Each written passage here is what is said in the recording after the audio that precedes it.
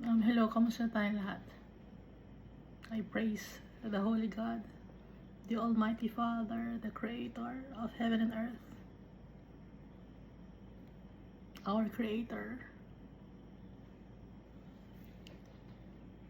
for all the good and mighty things that He has given us. I thank my God for the wisdom and knowledge. I thank Him for He is always guiding us. I am grateful to my Father for sending Jesus to us, to save us, to cleanse us from our transgressions. And I'm thankful to Jesus Christ for giving His life for us.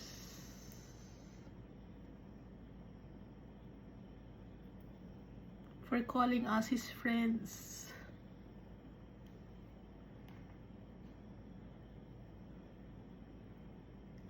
At si Jesus Christ, inile-level niya yung sarili niya sa atin.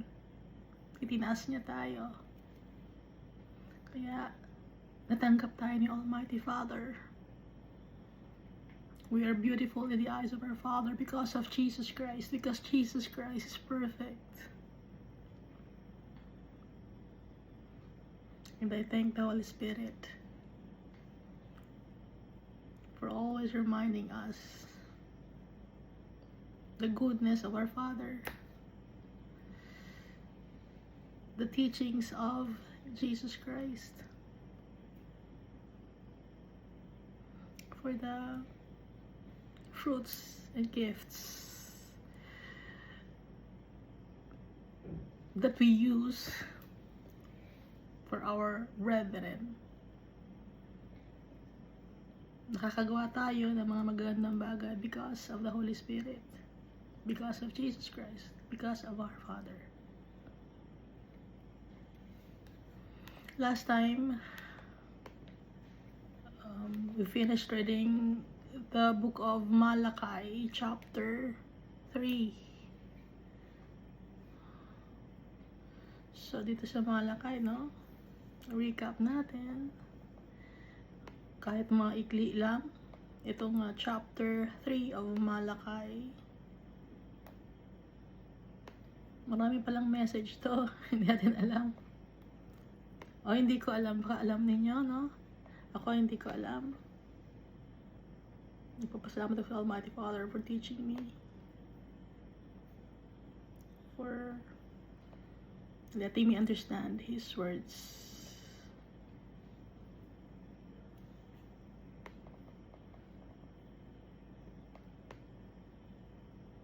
For me, it's a miracle. Naiintindihan ko. Miracle for me. So, sa inyo, hindi ko alam sa inyo. But for me, it's a miracle na naiintindihan ko. Kasi wala naman akong background.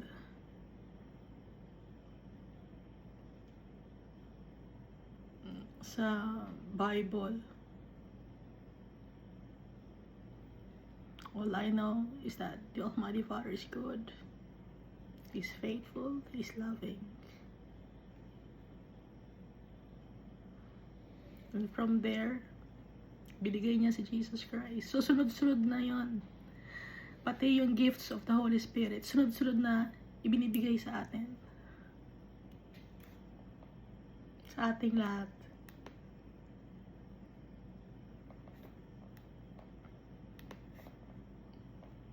Dati hindi ko alam na ang treasure pala ni Almighty Father ay tayo. Na kinoconsider niya tayo na kanyang inheritance. Hindi ko alam yun. Lately ko lang din nalaman. Tayo pala yung inheritance. Tayo yung kanyang treasure. At tayo ang treasure din natin, si Almighty Father, yung inheritance natin. Kasi sa kanya galing lahat ng abundance, ng eternal salvation, ng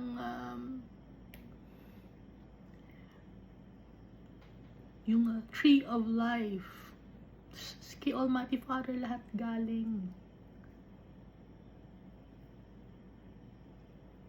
At ibinigay niya si Jesus Christ as our Savior. Dahil madumi tayo, kailangan tayong maging malinis, kailangan natin ng Savior. We don't need to offer animals anymore. Once and for all, Jesus Christ suffered on the cross for the sins of all men, lahat ng tao. So, nung dito sa Old Covenant, para lang sa iilan, no, yung mag-offer sila ng mga animals. So, yun yung Old Covenant. Yung New Covenant, si Jesus Christ na, we don't have to offer animals anymore. Dahil si Jesus Christ is perfect. At na-experience niya, yung na-experience natin, yung pain na naranasan natin, na-experience si Jesus Christ. Physical pain, emotional, na-experience si Jesus Christ. But then, the difference is that He did not commit any error or mistakes or sins. Yeah, He's the perfect sacrifice. And so, the Almighty Father exalted the name of Jesus Christ. Jesus Christ is victorious, and I'm happy, I'm joyful of that. I'm joyful dahil tayo ay kaisa ni Jesus Christ. Kaya masaya ako. Dahil victorious si Jesus Christ. Kung kaisa natin si Jesus Christ, kaisa din natin si Almighty Father. Kaya lahat ng heavenly hosts nagse-celebrate sila because of Jesus Christ.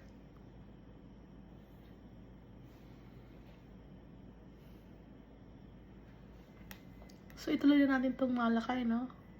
Recap pala natin.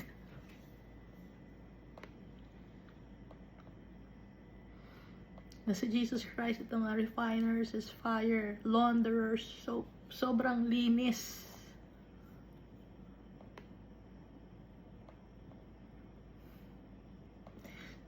Sobrang linis ni Jesus Christ. Yung madidikit sa Kanya, kitang-kita yung kadumihan. At sa sobrang linis ni Jesus Christ, pag tumikit tayo sa Kanya, malilinis din tayo.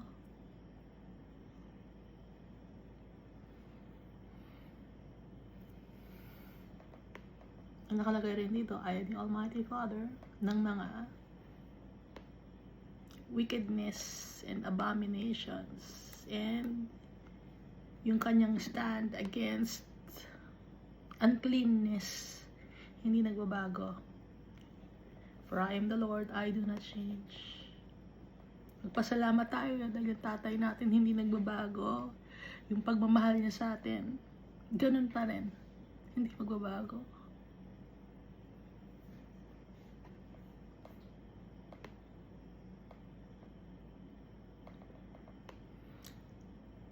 Ulitin ko, no? Nire-require niya ng tatay natin na sundin natin siya. Inuutos ni Almighty Father yon, not for Him, but for us. Para maklaim natin ang ating inheritance. Dahil hindi natin makiklaim ang ating inheritance kung hindi tayo malinis. Kaya kailangan malinis tayo. Paano tayo magiging malinis? Sundin natin ang ipinag-utos sa atin ng tatay natin. Kailangan natin si Jesus Christ na para maging malinis tayo.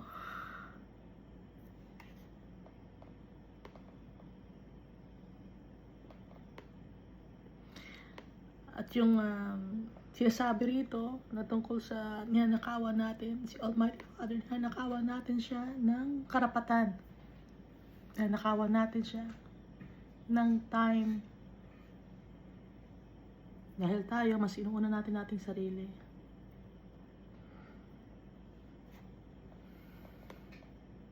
Ninanakawan natin siya ng gloriousness.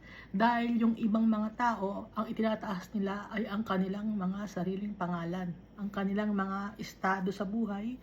Itinataas nila ang kanilang mga accolades and achievements. Ninanakawan natin si Almighty Father pag gano'n. Dahil yung mga achievements, hindi natin makukuha yan ng tayo lang. Dahil tayo, weak tayo. inaalaw ni Almighty Father na makuha mo yung mga achievements mo. Binibigay sa ni Almighty Father to teach us, all for the glory of His name. Pero yung mga tao, hindi na naiintindihan, akala nila, ako nakagawa nito. Ako ang nagsikap. Kung wala si Almighty Father, kung tanggalin niya ang oxygen mo, ano na mangyayari? Makukuha mo ba yung mga bagay na kung anong meron ka ngayon? Kung tanggalin ni Almighty Father yung oxygen, no? Kung tanggalan ka ng paa, ano makukuha mo ba? Yung mga bagay na gusto mong makuha sa buhay? Hindi. Powerful si Almighty Father.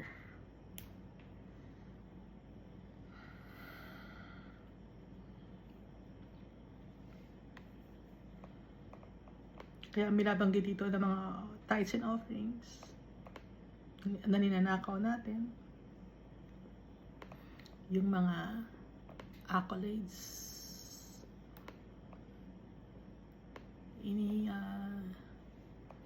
inaangkin natin na atin dahil selfish tayo, hindi rin iniisip si Almighty Father.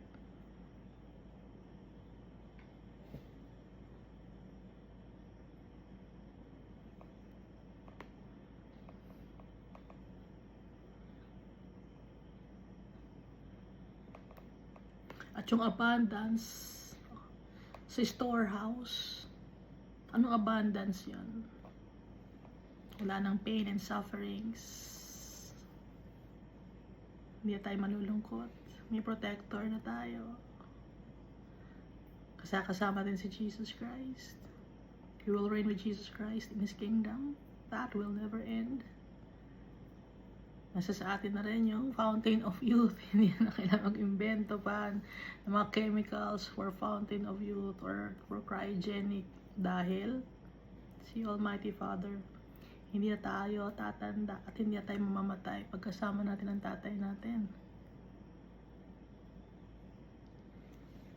At hindi na tayo magugutom dito sa mundo. Nagugutom tayo. Kailangan natin ng tubig at saka ng literal na tinapay o pagkain.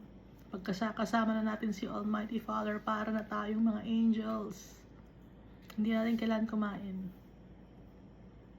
Dahil ang pagkain natin, yung contentment natin, yung kasama natin yung tatay natin. Kaya nga sa Book of Revelation, di ba, wala nang dagat. There's no more sea. So wala nang mga isda kasi wala nang dagat eh. Eh, syempre, hindi lang isda ang tinanggal, pati na rin yung mga animals.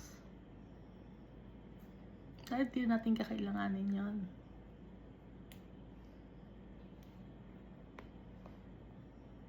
Dahil yung mga animals, ginawa yun para sa mga tao. Since tayo, na kay Almighty Father tayo, protected na tayo, we don't need animals anymore.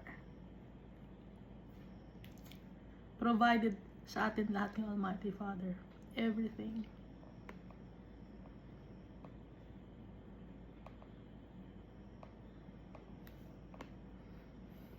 At ang tutulong tayo sa kapwa-tao natin, sa mga less fortunate, mamahalin natin sila. Dahil yun ay pinag-uutos sa atin ni Almighty Father.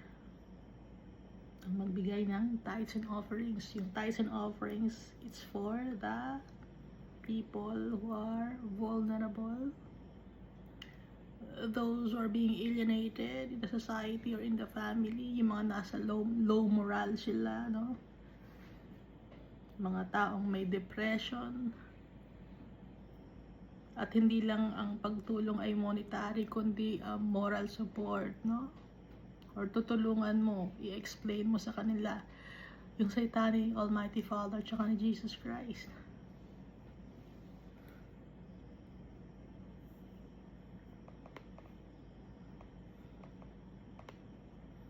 Kahit saan, pwede natin i-worship si Almighty Father.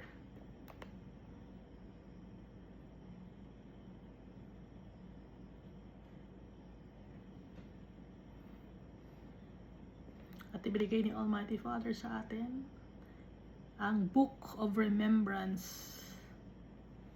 Para lagi nating maalala yung tatay natin. Binigyan niya sa atin ng kanyang mga salita. To meditate on His name. To worship Him. To glorify Him. To pray to Him. So, lagi nating iisipin yung tatay natin.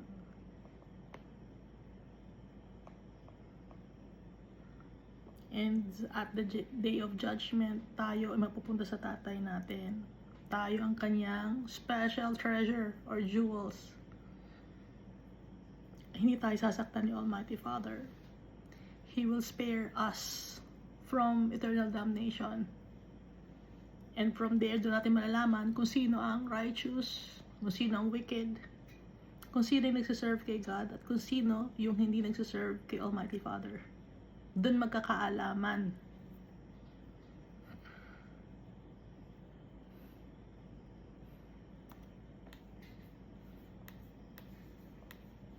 So, dito na tayo sa Malachi chapter 4. The last chapter or the last book in the Old Covenant or Old Testament or Old Contract.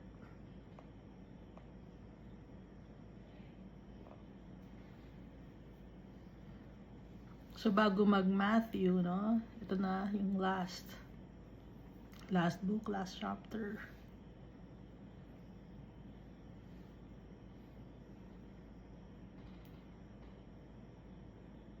Bago dumating din si Jesus Christ.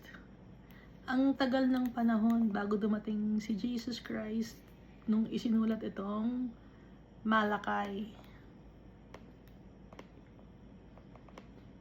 So, basahin natin ang Malachi chapter 4. For behold, the day is coming, burning like an oven, and all the proud, yes, all who do wickedly, will be stubble. So, dito, darating yung araw, sabi ni Almighty Father, parang oven, parang hurno, napakainit, may sunog, susunugin. Saan may susunugin? Siyempre, impyerno.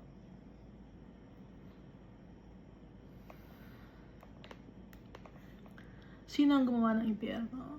Si Almighty Father, to punish the wicked. Dahil si Satan, wala naman siya magawa eh. Hindi naman siya kayang mag-create. Nanloloko lang siya. Sinungaling siya. Wala siyang kayang gawin. Ang kaya lang niya imanipula ang tao, magsinungaling, gumawa ng kwento. Kaya kung mahilig kang gumawa ng mga kwento, hindi ka totoo, sinungaling ka. Kay Satan ka, ha? Kaya ayaw ni Almighty Father ng mga sinungaling na tao. Mapaggawa ng kung ano-anong salita. Yung mabulaklak ang bibig, ayaw ni Almighty Father na dahil yung mga ganun tao. Kay Satan yun, mabulaklak yung bibig. May words na, alam niyo, mabulaklak ang bibig. Ang galing magsalita, no? Kaya si Almighty Father, ang pinipili niya ng kanyang mga servants na nakita dito sa Bible, yung mga hindi marunong magbasa, hindi marunong magsalita, si Moses. Bakit pinipili ni Almighty Father si Moses? Hindi man magaling magsalita. Para ang maparangalan ay si Almighty Father, ang makita si Almighty Father. Hindi yung talent ng tao, kundi ang makita si Almighty Father. Yun ang ma-magnify yung power of the Holy God. Si Jeremiah, hindi rin marunong. Si Jonah, nagtatatakbo, di ba? Mga simpleng tao. Mga hindi nakapag-aral ng madami. Pero sino ang nagtuturo sa kanila? Si Almighty Father.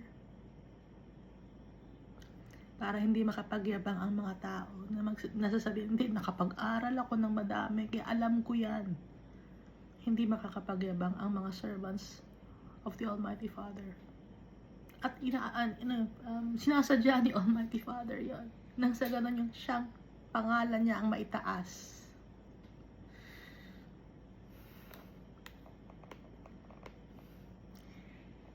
Ulitin natin ang verse 1 of Malachi, chapter 4. For behold, the day is coming, burning like an oven, and all the proud, yes, all who do wickedly will be stubble. Mga mayayabang. Pag proud ka, mayabang ka, syempre, Tagalog ng proud, mayabang. Pag mayabang ka, dumadami, sinungaling ka na din, para lang mapagtakban mo yung kayabangan mo, magsisinungaling ka, yan, no? All who do wickedly will be stubble. Ano ba yung stubble?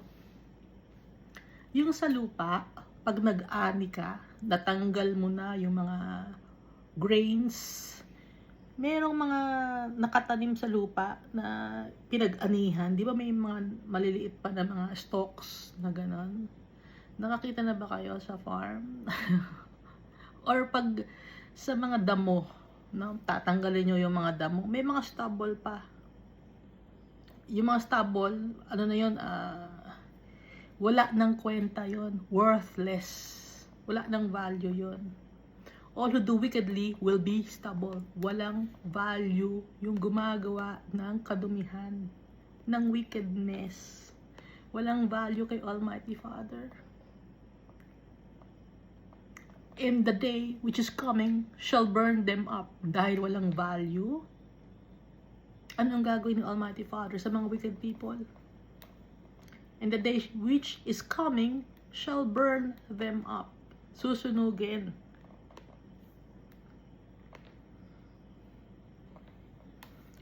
Dito no, sa Isaiah chapter 5, verse 20 to 24. Woe to those who call evil good and good evil. So perversion. Ayun ni Almighty Father nun. Who put darkness for light and light for darkness. Yung nagsasabi na, hindi, tama naman yun. Basta wala kang tinatapakang tao. Meron tayong tinatapakan. Meron tayong sinasaktan si Almighty Father. So ito yon. Woe to those who call good evil and evil good. Who put darkness for light and light for darkness. Ano pa? Example nito? Hindi, okay lang yun. Kunin natin yung organ mo. Total, mamamatay ka rin naman. At least, mabubuhay naman ang isang tao. Papatayin mo yung isang tao para mabuhay yung isang tao. Haharvestin mo yung organ. O, yun. Who call evil good and good evil. Who put darkness for light and light for darkness. Tapos hihingi ka ng bayad. Who put bitter for sweet and sweet for bitter. Ito yung Isaiah chapter 5 verse 20 to 24, no? Woe to those who are wise in their own eyes. Mga mayayabang sa tingin na sa sarili, wise ako, talino ako. Ako isang wise na misis. May mga ganang salita. No? So yung mga taong ganon, woe to those who are wise in their own eyes. Mayabang. And prudent in their own sight. Tingin na sa sarili, malinis sila. Woe to men mighty at drinking wine. Mga lalaki na malaki uminom. Mighty at drinking wine. Mahilig uminom. Woe to men valiant for mixing intoxicating drink. Hindi lang to alak. Kasama rito yung mga recreational drugs. Who justify the wicked for a bribe. O, yung silbing wicked, na nagbibigay tayo ng bribe. Hindi, ano yan, padulas yan. Sige, tulong na namin sa yan para tulungan mo kami na may pasa yung aming mga gustong gawin sa gobyerno. Yun, bribe yun. At justify yung wickedness for a bribe. And take away justice from the righteous man. Tatanggal natin yung hustisya sa tao na gumagawa ng tama. Therefore, as the fire devours the stubble, binanggit yung stubble, and the flame consumes the chaff, yung iba, or yung hull ng wheat or ng grain, so their root will be as rottenness, and their blossom will ascend like dust. Magiging alikabok, mabubulok. Yung kanilang root will be as rottenness, and their blossom will ascend like dust, because they have rejected the law of the Lord of hosts and despised the word of the Holy One of Israel. So ito ay mga taong wicked. Inayawan nila si Almighty Father, pati ang kanyang mga commands and statutes. So these people, all who do wickedly, will be stubble, and the day which is coming shall burn them up. Susunugin. Siyempre, pag sinunog, saan yan? Sa impyerno. Sa Hades. Kaya nga, maraming tao, kaluluwa ng tao mapupunta sa Hades. Isaiah chapter 5 verse 14. Therefore, Sheol has enlarged itself. Lumalaki ang Sheol. So dati, maliit lang ang Sheol. Nung padami ng padami ang tao na nagkakasala. Yung mga napupuntang soul sa Sheol, madami, nasisiksikan sila, kailangan lumaki ng konti, pero siksikan pa rin doon. Therefore, Sheol has enlarged itself and opened its mouth beyond measure. Malaki na yung bibig ng Sheol, malaki na yung pasukan ng impyerno. Their glory and their multitude and their pomp, yung kayabangan nila, at saka yung arrogance nila, and he who is jubilant shall descend into it. Mga mayayabang, mga sinungaling, sila yung mapupunta sa impyerno. Dahil malaki na yung impyerno, lumalaki. Hanggang ngayon, palaki ng palaki ang impyerno. Malaki ang bibig ng impyerno, and open its mouth beyond measure because of the people's wickedness. So nakalagay dito, no?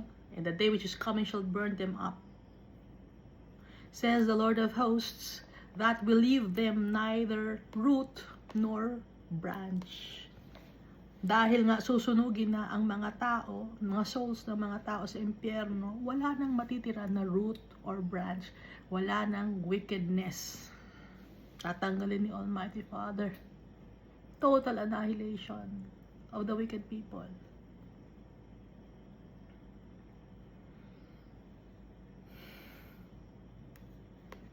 Psalm chapter 37 verse 9 to 10.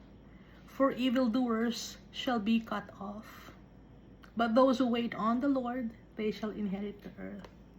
Sino makakapag-inherit ng mundo na to? Dahil hindi naman sisirain ni Almighty Father ang mundo na to na magsasabog yung mundo na to, tapos mawawala ang mundo. Hindi. Ano lang yung chismis lang yon ng mga scientists, ha? Gumagawa ng chismis, ng invento. Nakalagay sa Bible, sabi ni Almighty Father, sino mag-i-inherit ng mundo na to after malinis, tanggalin ang mga dumi, ang mga rottenness, ang mga kabulukan? Those who wait on the Lord. Tayo, inaantay natin si Almighty Father. At habang inaantay natin si Almighty Father, we will do what He wants us to do. Ano yung gusto ni Almighty Father? Uphold justice, righteousness, and mercy. Fear His words. Fear Him. Believe in Jesus Christ. They shall inherit the earth for yet a little while, and the wicked shall be no more. Sa ngayon, no, nandito pa ang mga wicked, pero in a little while, tatanggalin na ang mga wicked. Indeed, you will look carefully for His place, but it shall be no more. Hahanapin natin ang mga wicked. Saan yung mga wicked? Wala na. But it shall be no more. Tatanggalin ni Almighty Father. At nabasa rin natin doon, di ba? Sa book of Revelation chapter a new heaven and a new earth.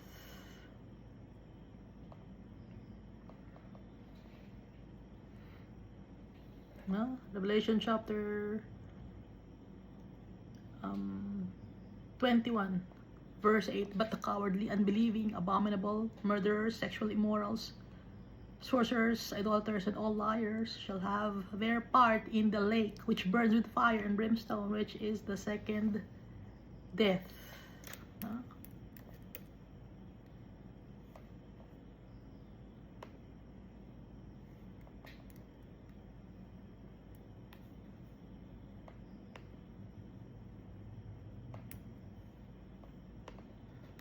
Tsaka, dito sa Revelation chapter 22, verse 15.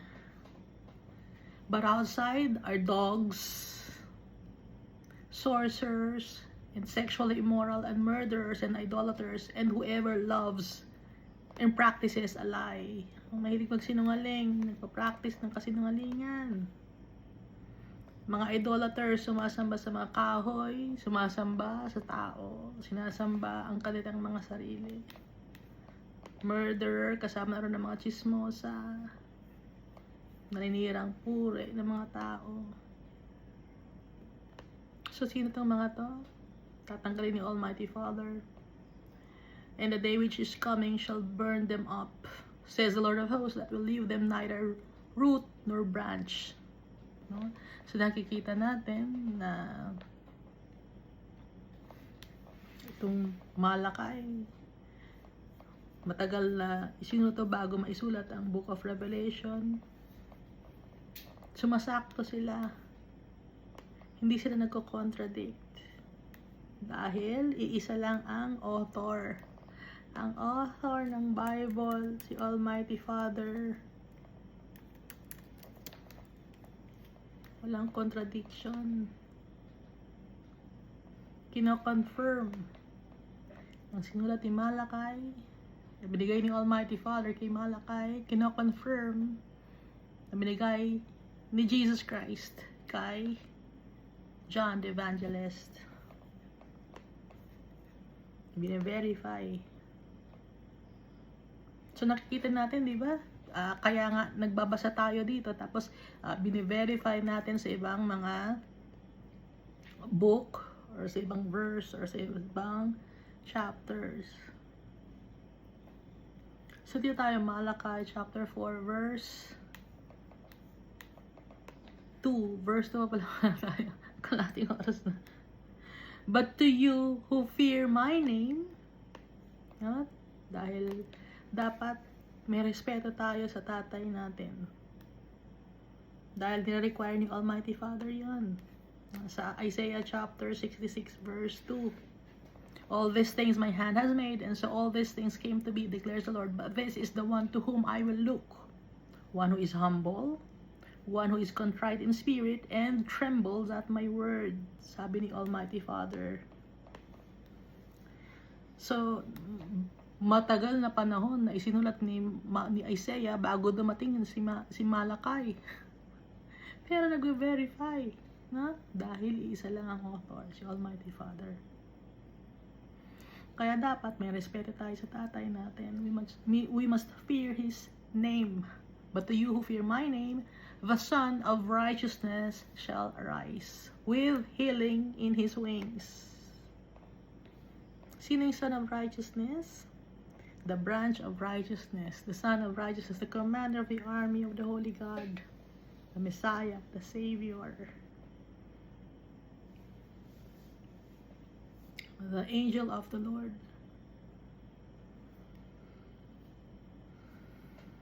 The man clothed in linen, the man with an inkhorn,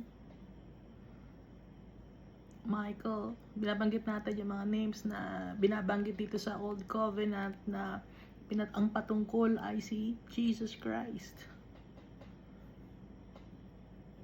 Kinsman, Redeemer. So dito naman, the Son of Righteousness shall arise with healing in His wings.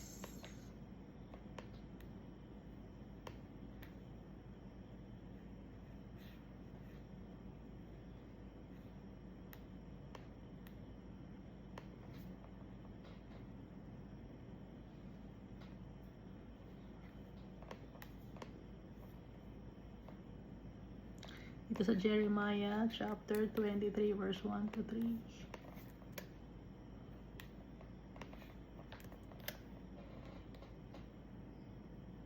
Woe to the shepherds who destroy and scatter the sheep of my pasture, says the Lord. Therefore, thus says the Lord God of Israel, against the shepherds who feed my people. You have scattered my flock, driven them away, and not attended to them. Behold, I will attend to you for the evil of your doing, says the Lord. But I will gather the remnant of my flock out of all countries where I have driven them, and bring them back to their folds, and they shall be fruitful and increase. I will set up shepherds over them, who will feed them, and they shall fear no more, nor be dismayed, nor shall they be lacking, says the Lord. Behold, the days are coming, says the Lord, that I will raise to David a branch of righteousness. A king shall reign and prosper and execute judgment and righteousness in the earth.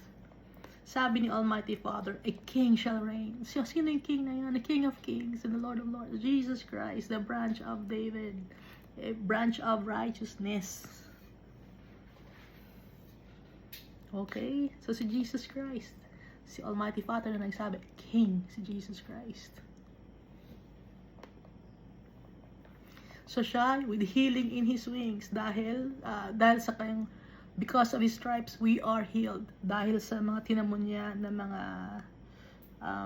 pain and suffering when He was crucified, sinakop na ni Jesus Christ lahat. Kaya with healing in His wings. Ituloy natin, ano? And grow fat like stall-fed calves, no? But do you fear my name? The Son of Righteousness shall arise with healing in His wings. May heal tayo sa ating mga sakit, sa ating mga kasalanan. Dahil kay Jesus Christ at dahil sa Kanya, we will grow fat like stall-fed calves. Ano yung tataba tayo? Ay, ayoko tumaba, sabihin niyo, no? Ibig sabihin ng grow fat like stall-fed calves, meaning it's abundance, overflowing of blessings or infinite abundance. Sobrang dami. Hindi mauubos. Kaya nilagay ito, grow fat like stall-fed calves. Kasi yung mga stall-fed calves, mataba sila. Iniinan lang, kino-compare lang sa stall-fed calves. Yung blessings in abundance, hindi mauubos. Verse 3 of Malachi chapter 4, you shall trample the wicked, for they shall be ashes under the soles of your feet on the day that I do this, says the Lord of hosts. Sabi ni Almighty Father, you shall trample the wicked. Anong gagawin natin sa mga wicked? Dito sa Revelations chapter 19, verse 11 or 10 ba to? Revelation chapter 19 verse 10 to 14. Kasi nabura ko yung ano eh. Now I saw heaven open, and behold a white horse, and he who sat on him was called Faithful and True, si Jesus Christ. And in righteousness he judges and makes war. His eyes were like a flame of fire, and on his head were many crowns. He had a name written that no one knew except himself. He was clothed with a robe dipped in blood, and his name is called the Word of God. And the armies in heaven, clothed in fine linen, white and clean, followed him on white horses. So tayo to, kasama tayo ni Jesus Christ. Clothed in fine linen, white and clean. So maganda yung ating garment. Clean na yung garment natin. Because of Jesus Christ. Binanggit, di ba, sa Malachi chapter 3, launderer's soap. Malinis yung damit. Na? Kaya tayo to, you shall trample the wicked. Verse 4 of Malachi chapter 4, remember the law of Moses, my servant, which I commanded him in Horeb for all Israel, with the statutes of commandments, or with the statutes and judgments. No?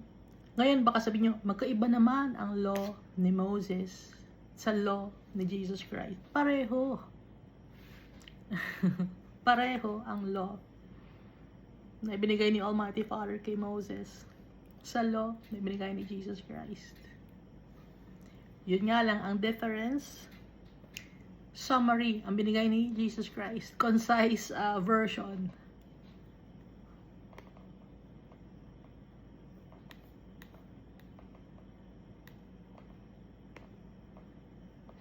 ang bigay na law ni Jesus Christ nandito sa Matthew chapter 22 verses 36 to 40.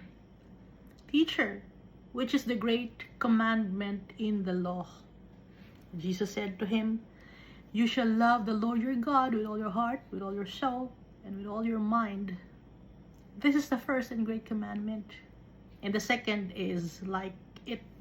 You shall love your neighbor as yourself. On these two commandments hang all the law and the prophets. Naintindihan natin dito sa verse 40. Itong two commandments, sabi ni Jesus Christ, na loving God with all your heart, with all your soul, and with all your mind, saka yung loving the neighbor or your brethren as yourself, itong dalawang law na to or dalawang commands na to ay nakahang on all the laws and the prophets. Lahat ng mga sinabi ng mga prophets na law at ng commandments, ang summary nun, binigay ni Jesus Christ, dadalawa lang. Loving God, first and foremost. Obeying our Father. And the second one, loving our neighbor.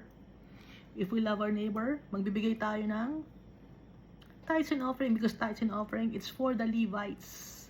It's not for your pastors, it's not for your preachers or leaders. At hindi yun monetary lang, kundi yun ay moral support or tutulungan mo ng sa salita, i-uplift mo ang spirit. Hindi yun pera, okay? At kung mahal natin si Almighty Father, kaya na nating mahalin ang neighbor natin. Hindi lang yung kapitbahay, baka kapitbahay ang minamahal ninyo. Hindi lang kapitbahay, kundi lahat ng tao.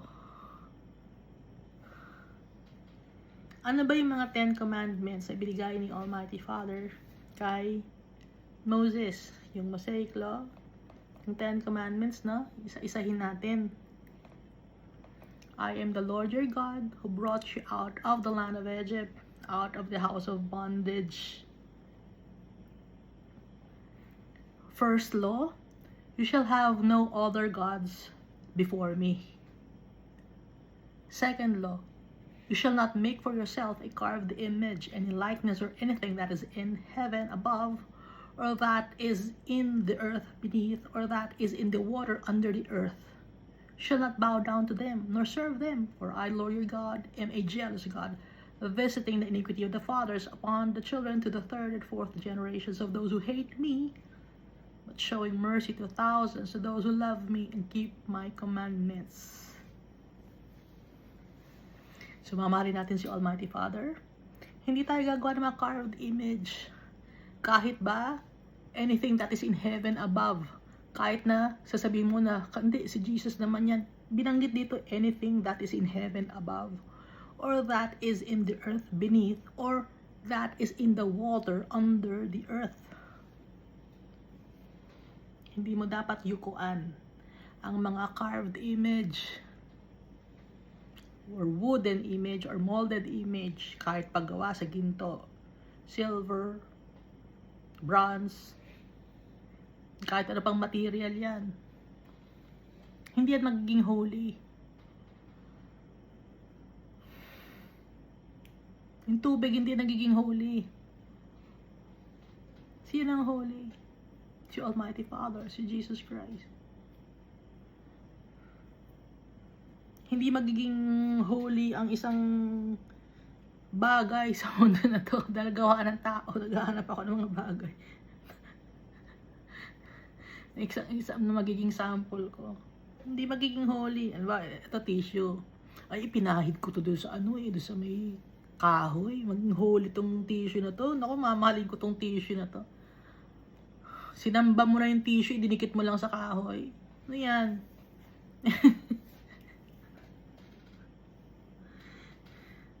That's abomination. Blasphemy. Hindi holy to. Ang dumi na yun. Tapos sasabihin mo, didikit mo sa kahoy. Ay, holy to. Ito yung pinandigid ko. Dapat ipahid ko sa mukha ko. Hindi ganon. Ang holy si Almighty Father, si Jesus Christ. Ang Holy Spirit. Ha? Hindi yung mga gatong tissue. Hindi yung ipinahid mo sa kahoy. Ha? Ano pa? Number 3, third commandment, you shall not take the name of the Lord your God in vain, for the Lord will not hold him guiltless who takes his name in vain. Ginagamit ang pangalan ni Almighty Father. Hindi kasi may nagsasabi, hindi, minumura. Hindi lang minumura, kundi ginagamit mo for your own selfish gains. Ay, mga pastors and preachers dyan. Hindi, magbigay ka ng tithes. O yan, ginagamit yung pangalan ni Almighty Father para lang sa inyo.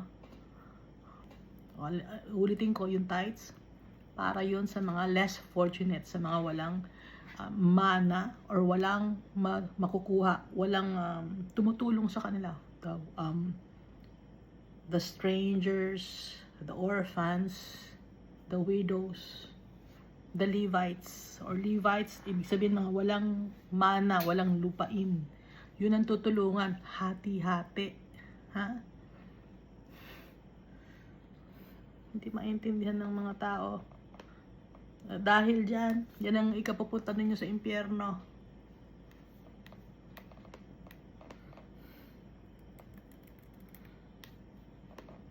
Sikat man kayo na preacher, nangihingi kayo ng tithes pa, tapos sasabihin niyo para sa inyo, para hindi, yayaman ka naman magbigay ka. Diba? Yayaman ka, magbigay ka. Ginagamit niyo ang pangalan ni Almighty Father. Sinisira ninyo ang pangalan ni Almighty Father. Anong gagawin ni Almighty Father? You shall not take the name of the Lord your God in vain, for the Lord will not hold him guiltless who takes his name in vain. Guilty ka, hindi ka guiltless. Ano tang number 4? Remember the Sabbath day to keep it holy. 6 days you shall labor and do all your work, but 7th day is the Sabbath of your Lord God, of the Lord your God.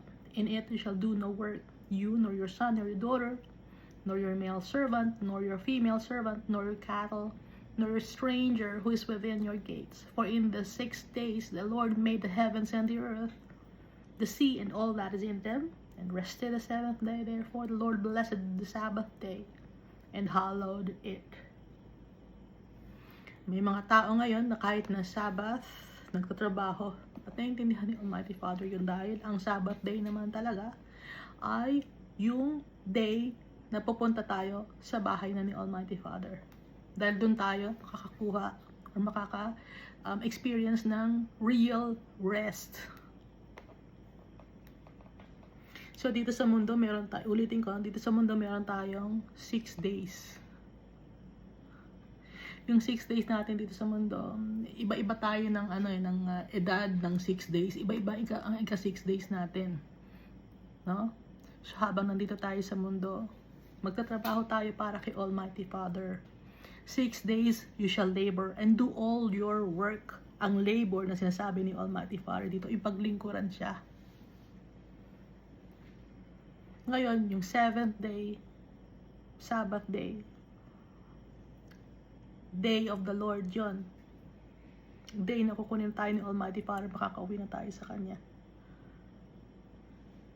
Yun ang ating rest day, hindi tayo magtatrabaho.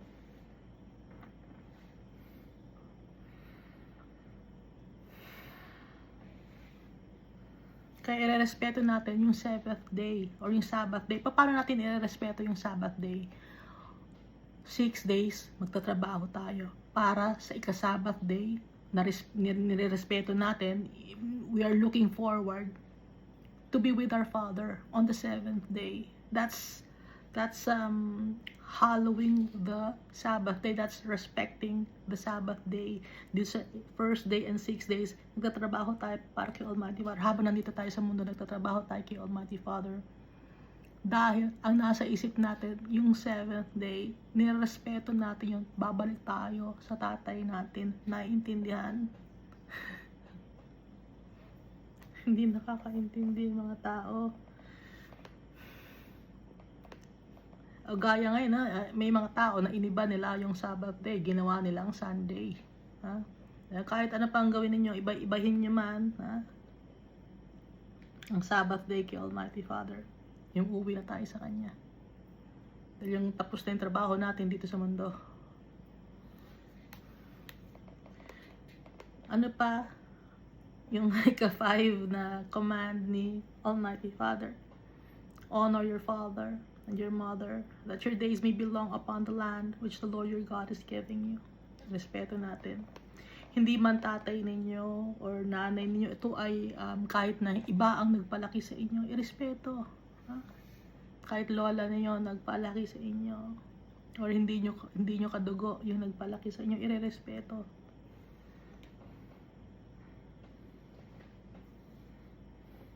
Sabihin nyo, hindi masama yung magulang ko, iniwan ako ng magulang ko. Kahit na iniwan ka pa. Ano bang ginawa ni Jesus Christ? Yung mga taong pumatay sa kanya, anong ginawa niya?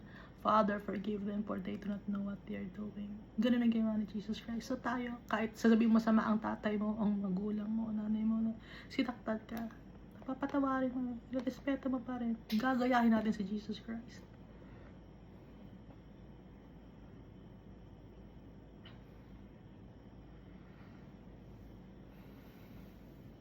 So that the days may be long upon the land which the Lord your God is giving you. We bless ka ni Almighty Father. Ano pa? Command ni Almighty Father na binigay kay Moses. You shall not murder. Murder considers, ano yun, kasama na doon yung chismisan. Minumurder mo sa pamamagitan ng salita. Minumura mo yung tao sa pamamagitan ng salita. Murder yun. Sinisiraan mo yung tao, that's murder. Pagtatawa naman yung tao, ini-echapwera mo sa lipunan, binubuli nyo, that's murder already.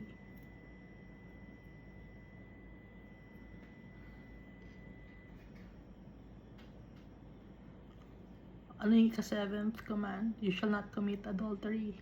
All sexual sins, perversion, kasama na rito yung homosexuality, fornication, bestiality. Ano ba yung basta lahat ng sexual sins kasama dito sa adultery. Promiscuity kasama na rin dito sa adultery. Verse 8, on 8 commands of the Almighty Father, you shall not steal. Nagnanakaw ka, anong ninanakaw mo? Dignidad ng tao, ninanakaw mo. Siraan mo yung tao, pag nanakaw na rin yun. Tiyatanggalan mo siya ng pagkatao, tiyatanggalan mo siya ng karapatan. Ninakawan mo siya. Hindi naiintindihan ng tao to. Ikaw ang naka-imbento, pero ninakawan mo yung copyright ba yun, or yung ikaw ang nakaisip, pero yung iba, dinakaw yung concept mo. Pag nanakaw din yon.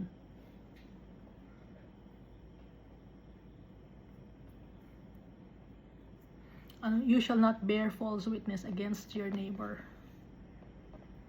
Sinungaling. Para mahusgahan ng isang tao, kisa ka sa mga nagbe-bear false witness. Ayaw ni Almighty Father, kasinungalingan, wickedness. And the last command of the Holy Father, you shall not covet your neighbor's house, your neighbor's wife, nor his male servant, nor his female servant, nor his ox, nor his donkey, nor anything that is your neighbor's. Ito isang verse lang to, no? Ha? Pero yung ibang religion, ginawa nilang dalawa to. Bakit? Bakit na ginawang dalawa? O hinati nila itong isang verse na to. Ginawa nilang, you shall not covet your neighbor's wife. Tapos ang ika-10th commandment, you shall not covet your neighbor's goods. Bakit nila ginawang dalawa? Bakit? Kasi tinanggal nila ang isang command. Ano yung tinanggal nila? You shall not make for yourself a carved image. Tinanggal nila yon. Kasi meron silang carved image na niluluhuran nila, sinasamba nila. Tinanggal nila. Nagsinungaling sila. Kay Almighty Father sila mananagot. Kaya hindi alam ng mga tao na mali pala ang kanilang ginagawa. Ngayon, wala na excuse ng tao. Wala na excuse. Ngayon, alam na ninyo. na mali ang ginagawa ninyo na pagluhod sa mga semento, sa kahoy, or yung dingding na nagmukhang may mukhang tao doon sa dingding. Wala namang gumalaw doon, pero umulan, tapos nagkaroon ng mukhang tao. Parang si Jesus yata yun eh, o sambahin natin. O hindi, mali yun. Hindi si Jesus. Alimuong lang yun, yung napunta sa dingding. Tubig yun na nag-dry, semento, tas nagkorting tao, tas sasabihin niyo yun si Jesus. Hindi ganoon si Jesus. Hindi ganoon siya magmilagro. Hindi siya dumidikit sa pader. Buhay si Jesus Christ. Bakit siya didikit sa pader? Hindi naisip ng tao yun. Tapos luluhuran ng mga tao. Isa pa, no, yung takip ng tapayan. Ha? Ito, takip ng tapayan to. Tingnan mo, may nagmukhang tao rito sa takip ng tapayan. Dati wala namang mukhang takip. Dati wala namang mukhang tao dito sa takip ng tapayan. Bigla na lang nagkaroon ng mukha dito sa takip ng tapayan. Ngayon, anong ginawa ng tao? Sinamba yung tapayan. Yung takip ng tapayan. Yung kahoy, sinamba. True story, nakita ko. Sinamba. Hindi gano'n si Jesus Christ. Ha? Gawa ng demon yon, demonyo. Gusto ng demonyo na sumamba kayo sa mga kahoy. Para nang sa ganon, maparusahan kayo ni Almighty Father, mapunta kayo sa impyerno.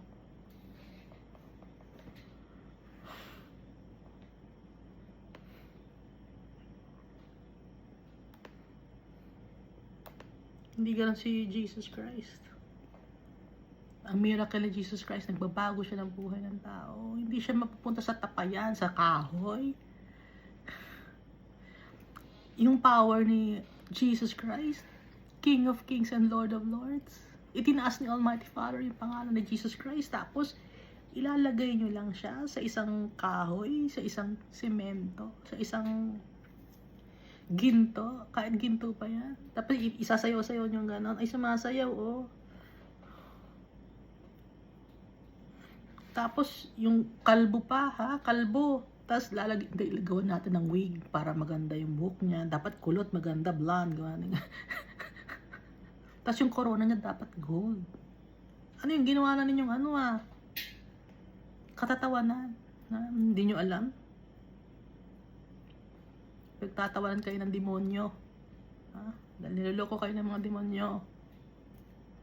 Dahil makakasama ninyo sila.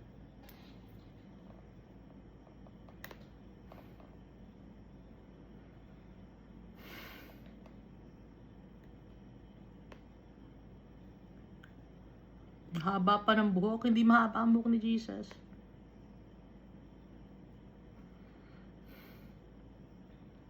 So dito, 10 commandments to, no?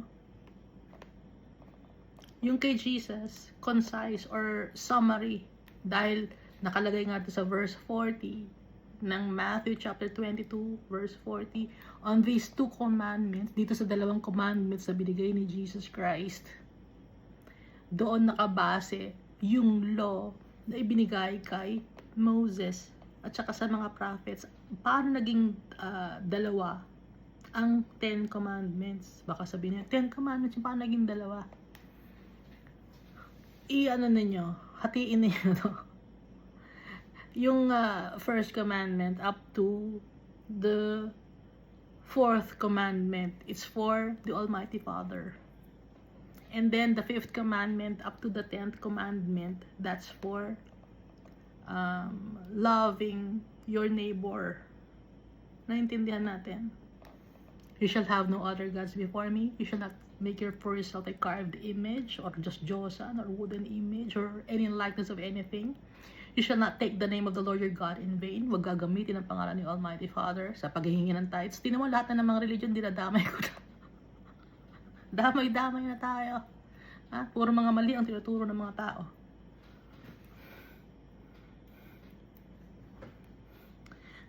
Tatlo na. Remember the Sabbath day? Iniba nila, ginawa ng Sunday yung Sabbath day, di ba? Yun, 4 na yun, that's for the Almighty Father. So, yun ay yung Love the Lord your God with all your heart, with all your soul, and with all your mind. Kasi pag mahal natin si Almighty Father, wala tayong sasabayang ibang Diyos. Pag mahal natin si Almighty Father, wala tayong gagamiting agimat or anting-anting. Pag mahal natin si Almighty Father, hindi tayo sasamba ng mga kahoy, simento, no? Pag mahal natin si Almighty Father, hindi rin gagamitin yung pangalan ni Almighty Father for our selfish gains. Irerespeto natin ang pangalan ni Almighty Father. At kung mahal natin si Almighty Father, we will keep the Sabbath day holy. Iisipin natin lagi si Almighty Father na sa ika-7th day ko, dapat nandun ako kay Almighty Father. Dapat holy ako, maayos ako sa ika-7th day ng buhay ko dahil babalik ako sa tatay ko. Okay? Ngayon, itong love your neighbor as yourself. Dito sa 5th command, no? Honor your father and mother. Ikaw, gusto mo ba? Kung magkaanak ka, hindi ka respeto ng anak mo. Yung honor your father and mother, ha? It's loving your neighbor as well. Hindi ka papatay dahil mahal mo ang iyong neighbor. Hindi ka magko-commit ng adultery or sexual sin dahil mahal mo ang kapwa-tao mo. Ayaw mong may masaktan sa kapwa-tao mo. Hindi ka gagawa ng promiscuity or fornication dahil mahal mo yung kapwa-tao mo eh. Hindi ka magnanakaw, you shall not steal, kung mahal mo yung kapwa-tao mo. Hindi mo sila tatanggalan ng dignidad. You shall not bear false witness against your neighbor. Hindi ka magsisinungaling against sa neighbor mo dahil mahal mo yung neighbor mo eh. Ha? Nanggaya ng pagmamahal mo sa sarili mo. Iisipin mo lagi yung sarili mo, kung sa akin ba mangyari ito? No? Example, no? Kung sa akin ba mangyari to, halimbawa, nanay na ako, tatay na ako, tapos hindi ako irespeto, kung sa akin ba mangyari to, matatanggap ko ba? Ngayon, yung murder na to, kung ako ba ang patayin, ano bang mangyayari? Itong adultery, ngayon kung ako naman yung agawan ng asawa, or saktan dahil sa sexual sin, ano ba? No? Or yung steal, ako naman kaya ang ninakawan, ano bang mararamdaman ko? Laging ganun ang isipin natin. Ngayon, kung yung mga neighbor ko naman, ako naman ngayon ang siniraan, bear false witness against me, anong mararamdaman ko? Ngayon, ito naman kung naghahangad ako ng inggitera ako. Inggitera to, you know? Verse, ito verse 10th commandment. Inggitera. Gusto ko lagi na yung kapitbahay ko, gusto mo ba ikaw iniinggitan ka rin? Ha? Gusto mo ba yon? Na ikaw ay naiinggit din ang mga tao sa'yo? Kaya nga, ang second commandment, you shall love your neighbor as yourself. Ilalagay mo yung sarili mo sa sitwasyon ng neighbor mo, kung ano ang mararamdaman mo. Kaya nga, love your neighbor as you love yourself, or you shall love your neighbor as yourself. Ano ba ang mararamdaman ko kung ako to? Ganon. Kaya yung summary nito na sinabi ni Jesus Christ, dalawa lang ang commands. Walang na iba. Ha?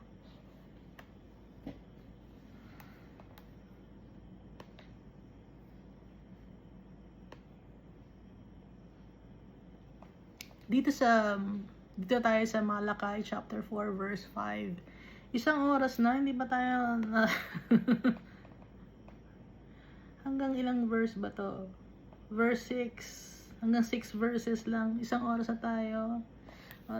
Verse 5, behold, I will send you Elijah the prophet, sabi ni Almighty Father, before the coming of the great and dreadful day of the Lord.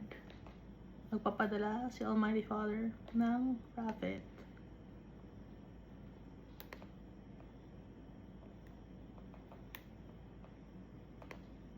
Elijah. Ano nga ba ibig sabihin ng Elijah?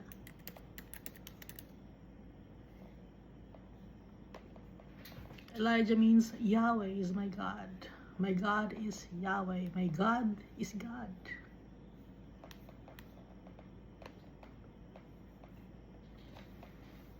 Kaya sabi ng Almighty Father, ipapadala niya si Elijah. Kung alam niyo yung background ni Elijah, si Elijah hindi siya namatay. Just like Enoch. Si Enoch nawala na lang siya. Kinuha na siya ni Almighty Father. Nasa Book of Genesis. Ngayon, itong si Elijah, chariot ang sumundo sa kanya. Hindi siya namatay. From heaven, sinundo siya ng chariot. At naiwan niya yung kanyang balabal na naiwan naman kay Elisha. So itong si Elijah, hindi ito namatay. Si Elijah, gusto niya na umuwi kay Almighty Father.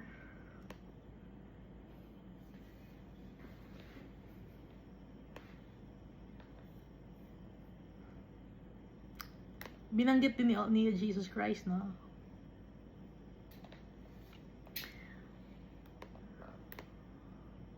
Dito sa si Elijah, binanggit ni Jesus Christ. Assuredly, I say to you, among those born of women, there has not risen one greater than John the Baptist. So ito na yung time na papatay na si John the Baptist, no? But he who is least in the kingdom of heaven is greater than he. And from the days of John the Baptist until now, the kingdom of heaven suffers violence, and the violent take it by force. For all the prophets and the law prophesied until John. And if you are willing to receive it, he is Elijah who is to come. He who has ears to hear, let him hear. Sabi ni Jesus Christ.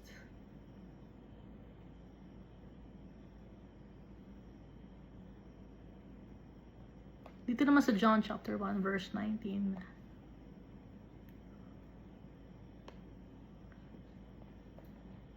Now this is the testimony of John.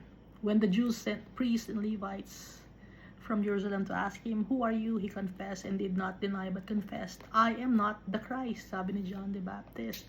And they asked him, "What then? Are you Elijah?" He said, "I am not." "Are you the prophet?" And he said, "No," sabi ni John the Baptist. Ang tanong nila, verse 22. Then they said to him, "Who are you, that we may give an answer to those who sent us? What do you say about yourself?" Tanong nila kay John the Baptist. Sabi ni John the Baptist, he said, "I am the voice of one crying in the wilderness, make straight the way of the Lord." As the prophet Isaiah said. Now those who were sent were from the Pharisees, and they asked him, saying, "Why then do you baptize if you are not the Christ, nor Elijah, nor the prophet?" John answered them, saying, "I baptize with water, but there one stands among you whom you do not know." Hindi nyo kilala. Meron isa sa inyo. Nagbabaptize ako ng water, sabi ni John the Baptist. Pero meron isa sa inyo, one among you whom you do not know. It is he who coming after me, darating siya after ko, sabi ni John the Baptist, is preferred before me, whose sandal strap I am not worthy to loose. These things were done in Bethabara, beyond the Jordan, where John was baptizing. The next day John saw Jesus coming toward him and said, "Behold, the Lamb of God who takes away the sin of the world. This is he of whom I said, after me comes a man who is preferred before me, for he was before me," sabi ni John. "I did not know him, but that he should be revealed to Israel. Therefore, I came baptizing with water." Kaya ako nagbabaptize ng water para ma-reveal siya sa Israel. Hindi ko siya kilala. Pero siya yung Lamb of God na nagtatanggal ng kasalanan ng mundo. Siya yun. Na sinasabi ko na pagkatapos ko may darating na isang lalaki. Preferred before me kasi he was before me. Bago pa man ako mabuhay, nabuhay na siya noon pa. Sabi ni John. Verse 32, and John bore witness, saying, "I saw the Spirit descending from heaven like a dove, and he remained upon him. I did not know him, but he who sent me to baptize with water said to me." So hindi niya nakita si Almighty Father, hindi niya nakita yung kausap niya o yung nagsalita sa kanya, pero I did not know him, but he who sent me to baptize with water said to me. upon whom you see the Spirit descending and remaining on him, this is he who baptizes with the Holy Spirit. And I have seen and testified that this is the Son of God. Kaya nga dito sa Malachi chapter 4, behold, I will send you Elijah, the prophet. So in the form of Elijah. Hindi si Elijah, pero in the form of Elijah. No?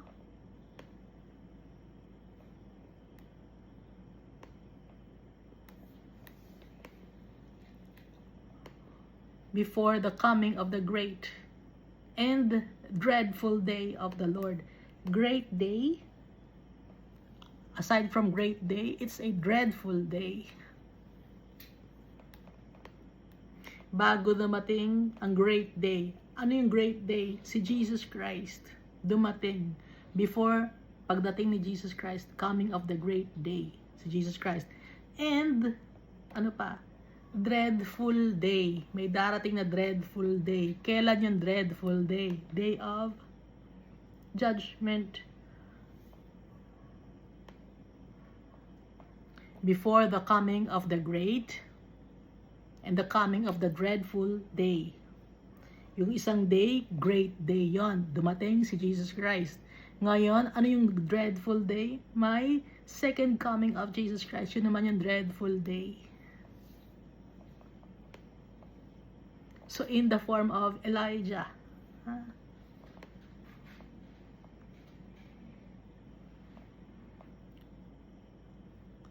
Ano yung coming of the dreadful day? Or yung great day and then the dreadful day? Si Jesus Christ, no? Sabi niya dito sa sa Matthew chapter 10 verse 34 to 39. Do not think that I came to bring peace on earth. I did not come to bring peace, but a sword. For I have come to set a man against his father, a daughter against his mother or her mother, and a daughter-in-law against her mother-in-law, and a man's enemies will be those of his own household. He who loves father or mother more than me is not worthy of me, and he who loves son or daughter more than me is not worthy of me. And he who does not take his cross and follow me is not worthy of me. He who finds his life will lose it, and he who loses his life for my sake will find it. Kaya nga, great and dreadful day. Yung pagdating ni Jesus Christ. Dito na tayo sa last verse of the last chapter of the last book of the Old Testament. And he will turn the hearts of the fathers to the children, and the hearts of the children to their fathers, lest I come and strike the earth with a curse. Sabi ni Almighty Father. Kaya nga, sabi ni Jesus Christ dito, no? Sa Matthew chapter 10 na binasa natin, magkakaroon ng persecution sa family, kahit sa family, may maniniwala kay Almighty Father. Merong hindi na maniniwala kay Almighty Father, may maniniwala kay Jesus Christ. Magkakaroon ng faith kay Jesus Christ. Merong mga tao na hindi sila magtitiwala kay Jesus Christ. Yung family nila mismo ang magpa-persecute sa kanila. Bakit binanggit ang family? Kasi usually ang family malakas ang ano man tawag doon? Malakas yung yung influence, no, sa tao. Malakas ang impluwensya ng pamilya sa tao. Ngayon, sino ang pipiliin mo? Yung pamilya mo o si Jesus Christ na dapat sundin mo? Yun ang ibig sabihin dito. Kung yung pamilya mo sinusunod mo, paano na yung ibang society? Kaya nga i-compare sa family, no? Dahil ang family malakas ang impluwensya, ang decision making sa isang tao. Kaya doon inihalin tulad. Ngayon, sino ang pipiliin natin? Yung pamilya ba natin? Na inilalayo tayo kay Almighty Father tsaka kay Jesus Christ? O si Jesus Christ ang pipiliin natin tsaka si Almighty Father? Yung anak ba natin ang pipiliin natin?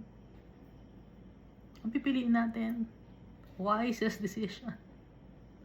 si Almighty Father, si Jesus Christ. That's the wisest decision. Dahil ang mga tao dito sa mundo, kahit kadugo mo, no, na literal na kadugo mo, hindi dapat sila ang susundin natin. Dahil ang susundin natin, yung Creator natin, yung gumawa sa atin. Dahil yung mga tao dito sa mundo, temporary lang na anak mo, temporary lang na magulang mo dito sa mundo. Kasi pagdating sa heaven, lahat na tayo magkakapatid, para tayong mga angels. Naintindihan natin.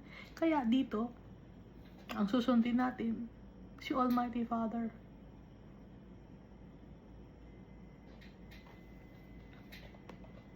Kasi sabi ni Jesus dito, he who loves his father or mother more than me is not worthy of me. Kung mahal mo ang magulang mo, kumpara kay Jesus Christ, hindi ka worthy kay Jesus Christ. Dahil si Jesus Christ is for all eternity. Yung magulang mo dito sa lupa, konting time lang yan. Ang susundin natin, yung Creator natin, yung King natin. And he who loves his son or daughter more than me is not worthy of me.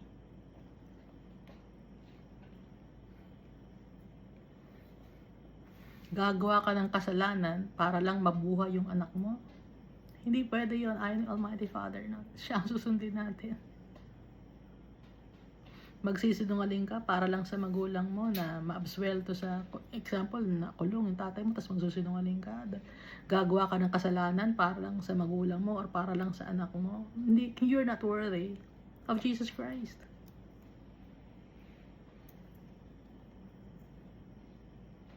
He who does not take his cross and follow me is not worthy of me. He who finds his life will lose it. Kung sino man ang gusto na i-keep yung kanyang life dito sa mundo, gusto niya maging maganda ang buhay niya dito sa mundo, yumaman siya rito, maging successful siya sa mundo na to, anong mangyari sa kanya? He will lose his life. No? He will lose his life. But he who loses his life for my sake will find me.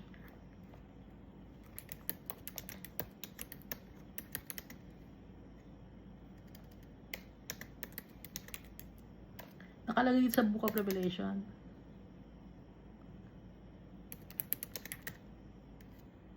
No? Sabi yun?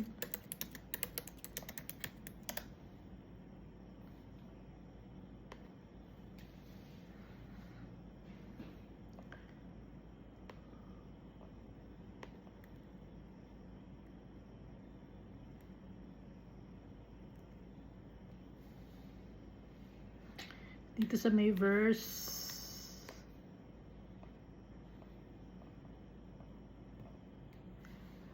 Revelation chapter 12 verse 10 to 11. And then I heard a loud voice saying, in heaven now salvation and strength and the kingdom of our God and the power of his Christ have come. For the accuser of our brethren who accused them before our God day and night has been cast down. And they overcame him by the blood of the Lamb and by the word of their testimony, and they did not love their lives to death.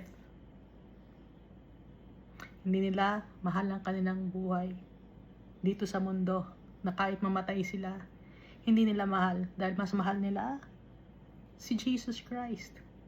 Mas binibigyan nila ng pagpapahalaga si Almighty Father.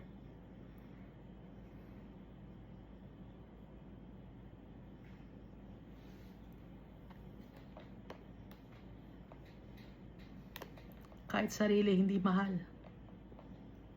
Dahil ang mamahalin natin, yung Creator natin, yung Savior natin, yung totoong nagbibigay ng pagmamahal sa atin, and for all eternity.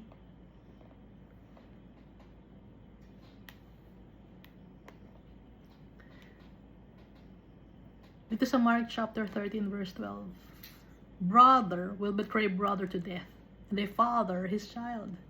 Children will rebel against their parents and have them put to death.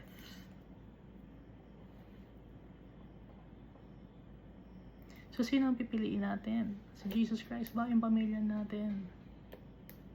Kasi kaya pamilya ang inilalagay dito. Yun yung pinaka malakas ang impluwensya sa tao. Kaya ka gumagawa ng kasinungalingan, di, para sa pamilya ko to. Para yumaman kami ng pamilya ko. Pero nagsisinungaling ka, nang aabuso ka ng tao dahil para sa pamilya mo.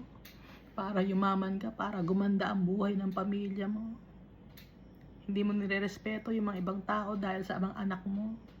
Para maggumanda ang buhay nila, nanloloko ka, nang abuso ka ng kapwa-tao para sa pamilya mo. Yun ang idadahilan mo. Ngayon, kung ganun ka, you are not worthy of Jesus Christ. Dahil ang priority natin, ang gagawin natin, yung mga bagay na tama sa paningin ng tatay natin. Righteousness and holiness and justice. Yun ang ibibigay natin sa tatay natin. Yun ang nararapat sa kanya. Offering natin. Yun ang tithes natin and offering natin. Gagawa tayo ng mga bagay na matutuwa yung tatay natin, na matutuwa si Jesus Christ sa atin, yung ating King of Kings and Lord of Lords.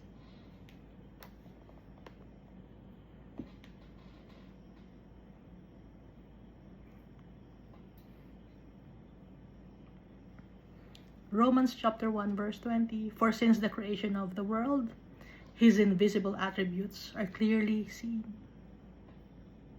Nung ginawa itong mundo ito, yung katangian ni Almighty Father, invisible, pero kitang-kita yung kanyang attributes, clearly seen, being understood by the things that are made, even His eternal power and Godhead, so that they are without excuse. Wala na tayong excuse.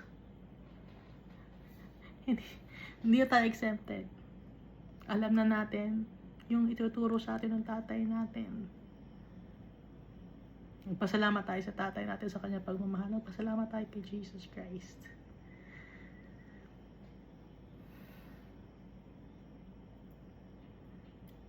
Dahil yung purpose ng buhay natin, makabalik sa tatay natin, sa Creator natin. To live abundantly for all eternity. And to reign with Jesus Christ in His kingdom that will never end. Mangyayari yon because our Father said it. Mangyayari yon dahil sinabi ni Jesus Christ. Promise ng tatay natin sa atin. At yung mga promise niya, ginagawa niya. He is true to His promises. Thank you, and God loves us all so much.